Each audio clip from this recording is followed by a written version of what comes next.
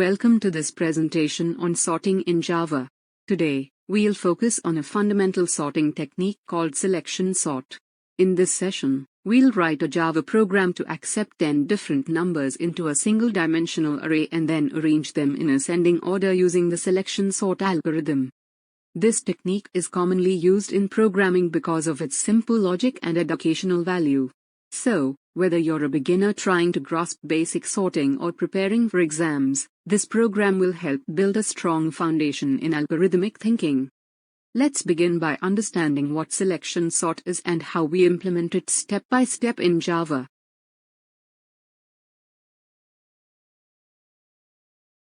In this slide, let's look at the problem statement we need to solve. We are required to write a Java program that performs two key tasks. First, the program should accept 10 different numbers from the user and store them in a single-dimensional array, also known as an STA. Next, we need to arrange these numbers in ascending order, that means from smallest to largest, using the selection sort technique. After sorting the array, the program should then display the sorted list on the screen. Selection sort is a simple and intuitive sorting algorithm that works well for small datasets like this one. Now that we know what we need to build, let's move forward and understand how selection sort actually works.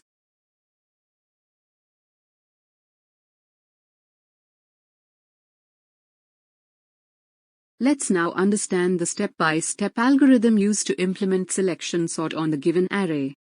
We'll begin by declaring an array to hold 10 integer values.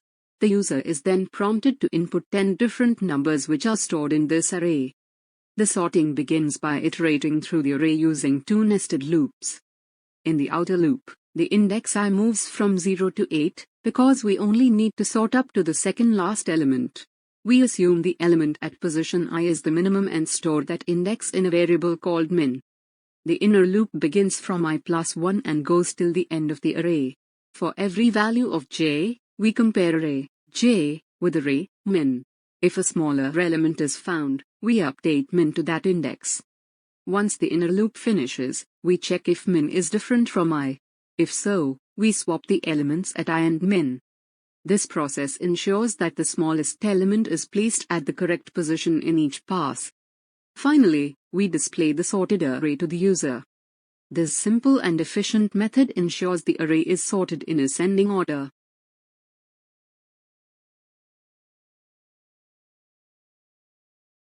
In this slide, we'll focus on the input phase of the program where the array is declared, and values are accepted from the user. We begin by importing the scanner class from the java.util package, which allows us to read input from the user.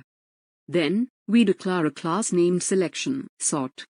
Inside the main method, we create an object of the scanner class called sc. Next, we declare an integer array of size 10 named array to store the 10 values that the user will enter. Using a for loop that runs from index 0 to 9, we prompt the user to enter values one by one. Each input is stored in the corresponding index of the array using array I equals sc.next int. This completes the input phase. By the end of this part, we will have 10 different numbers stored in the array that are ready to be sorted using the selection sort logic. This phase is crucial as it sets up the data that will be manipulated in the sorting phase.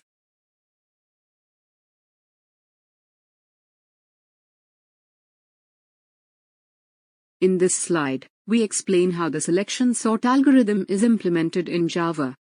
After accepting the 10 elements into the array, we move on to sorting them using selection sort, a simple and efficient comparison-based sorting technique for small datasets. We use a nested loop structure. The outer loop runs from index I equals 0 to I and lt, array.length, 1. This loop is used to traverse each position in the array and assumes the current index I holds the smallest element in the remaining unsorted part of the array. Inside the outer loop, we initialize a variable min index equals I to keep track of the index of the minimum value found. Then, the inner loop runs from j equals I plus 1 to j and lt, array.length. In this loop, we compare array j with array min index. If a smaller element is found, we update min index to j. After finishing the inner loop, We check if the min index has changed. If it has, we swap the values at array I and array min index. This effectively places the smallest element at the beginning of the unsorted section of the array. This process repeats for every element, shrinking the unsorted portion of the array and growing the sorted portion step by step. By the end of the loops, the entire array will be sorted in ascending order.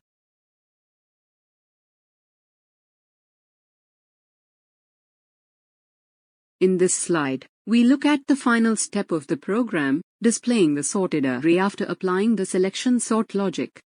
Once the sorting is completed, we use a simple for loop to traverse through the array from the first index to the last. In this loop, we access each element one by one using the loop variable I. We print each element followed by a space, so that all sorted elements appear in a single line, neatly spaced. This loop helps in visually confirming that the selection sort algorithm worked correctly and that the numbers are now arranged in ascending order. Remember, the sorted array is the final output that the user sees, so presenting it clearly is important. This step concludes the logic part of our program.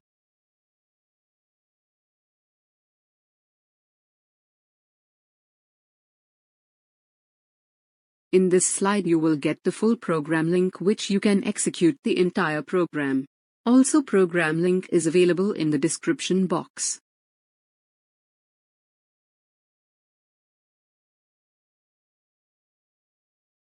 In this slide, we describe the purpose of each variable used in the Java program through the variable description table, or VDT.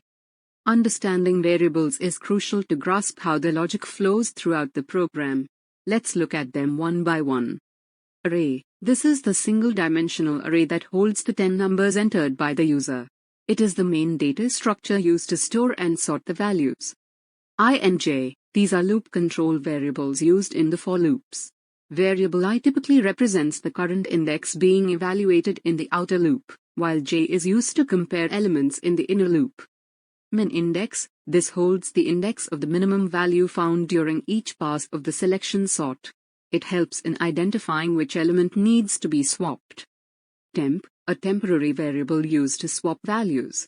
It stores one value temporarily during the swap process so that no data is lost. SC, this is the scanner object used for taking input from the user. Each of these variables plays a specific role in making the selection sort process work correctly and efficiently. Understanding their purpose helps students trace the code and debug if needed.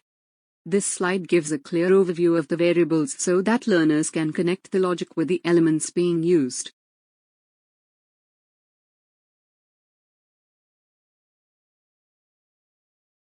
This slide shows the sample output of our Java program after it executes the selection sort algorithm.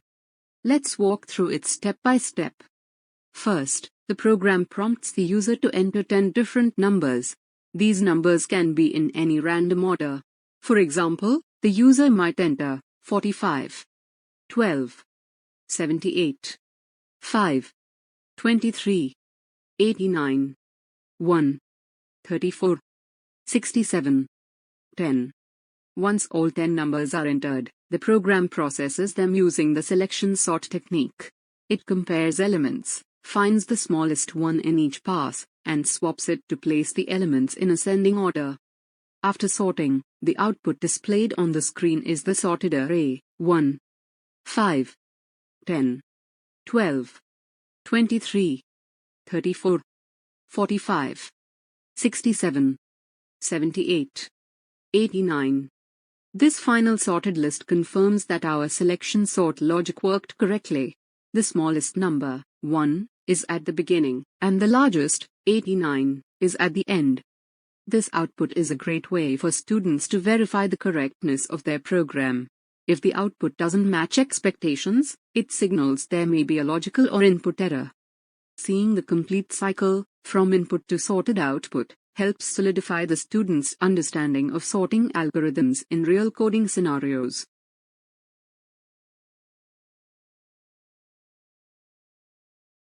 Let's quickly recap what we've learned in this session. We started by understanding the goal of the program, to accept 10 different numbers from the user, sort them using the selection sort technique, and display the sorted list. We then moved on to the input phase, where we created a single-dimensional array to store the values. We used a for loop to accept 10 numbers from the user through the scanner class. Next, we implemented the selection sort logic. We used two nested loops. The outer loop iterated through each element, while the inner loop searched for the minimum value in the unsorted part of the array and swapped it with the current position. This step-by-step sorting moved the smallest elements to the front of the array. After sorting was complete, we displayed the sorted array using another loop to show the final output in ascending order. We also discussed the algorithm, the variable description table, VDT, and a sample output to ensure that every part of the program is clearly understood. This program helps students gain a clear understanding of how selection sort works, and also improves their ability to write and debug Java programs effectively.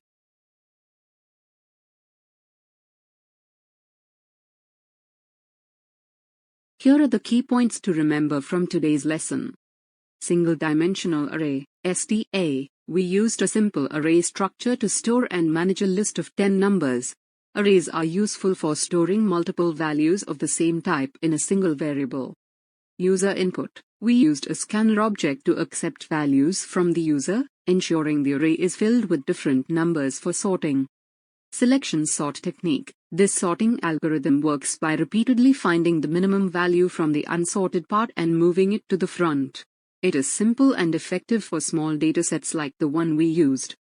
Two nested loops. The outer loop tracks each position in the array, while the inner loop compares and finds the smallest element. The values are swapped using a temporary variable. Swap operation. This is crucial in the sorting process. We temporarily store one value, replace it with the other, and then complete the swap. This ensures that no data is lost. Sorting result. After sorting, the array elements are arranged in ascending order, and the final result is displayed using a for loop. Understanding logic before coding. It's important to understand how the algorithm works conceptually before writing the code. This makes debugging and implementation much easier. By practicing such programs, students become confident in writing structured Java code and applying core programming concepts effectively.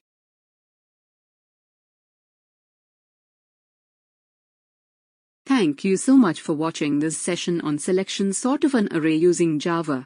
I hope the explanation made the concept clearer and more enjoyable for you. All the important components, the question, algorithm, Java program, variable table, and output, are available in the description box below. If you found this lesson helpful, don't forget to like, share it with your classmates, and subscribe for more easy-to-follow programming tutorials. Every share and comment encourages more students to learn with clarity and confidence. Keep practicing, keep building, and remember, your journey to becoming a great programmer starts with mastering the basics. See you in the next session, and as always, happy coding!